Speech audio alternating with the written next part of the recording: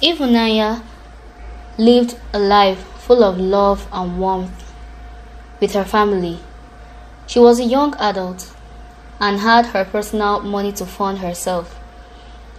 Her days were filled with laughter, joy, and the comfort of knowing she was around and surrounded by those who cared for her.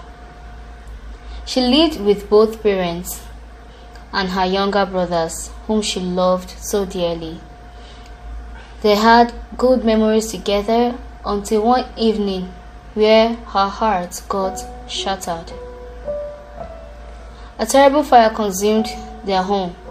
The flames took her family, leaving her with nothing but echoes of their love and memory.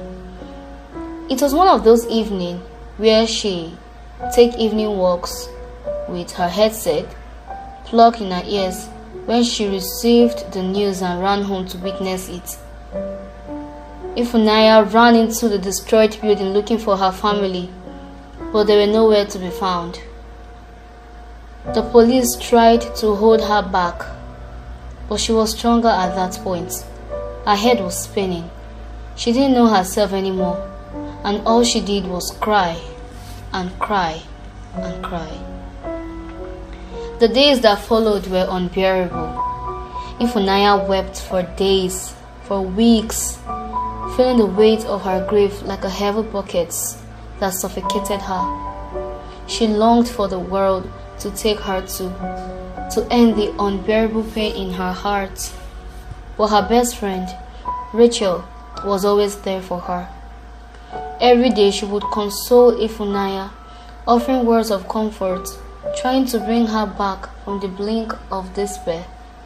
Yet, despite Rachel's advice, Ifunanya couldn't let go of one thing that helped her numb the pain: alcohol. She loved Rachel and listened to her pleas, but the pull of the bottle was stronger than the desire to heal. Rachel never gave up on her though.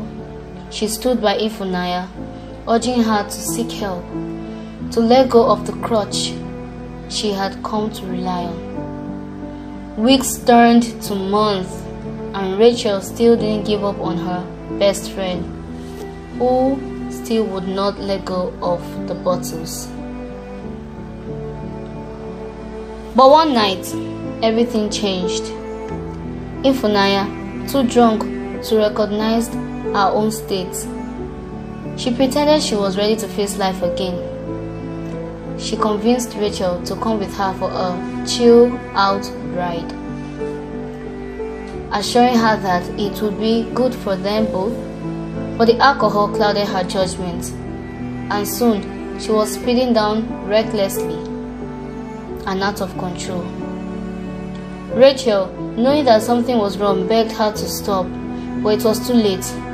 The car crashed violently into a tree and everything went black.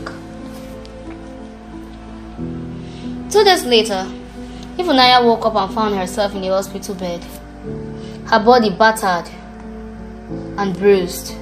She kept asking of her best friend and didn't understand what the doctor was saying.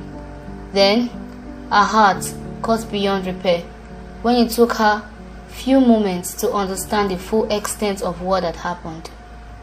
She suddenly remembered everything. It hit her heart, and she realized that Rachel, her best friend, her constant support, was gone. She suddenly remembered every single thing that happened. The weight of it almost crushed her. She reached out for an object to stab herself, but someone held her immediately. Tried talking to her, but she refused to listen and ran out of the hospital. She kept running, desperately looking for a way to take her life. But the words of Rachel were stronger. She remembered when Rachel would always tell her that taking her life isn't an option.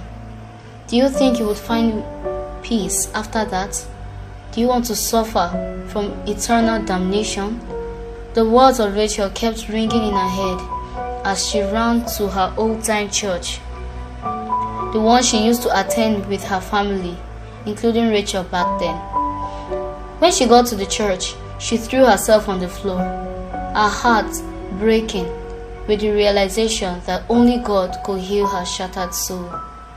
She was there alone and prayed for forgiveness, for the strength to move on, and for the chance to find peace again. And as days passed, a faint glimmer of hope began to shine in the darkness as she slowly began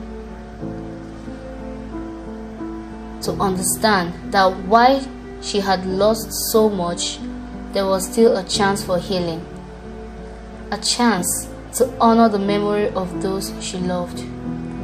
It would be a difficult and a long road, but she was no longer alone.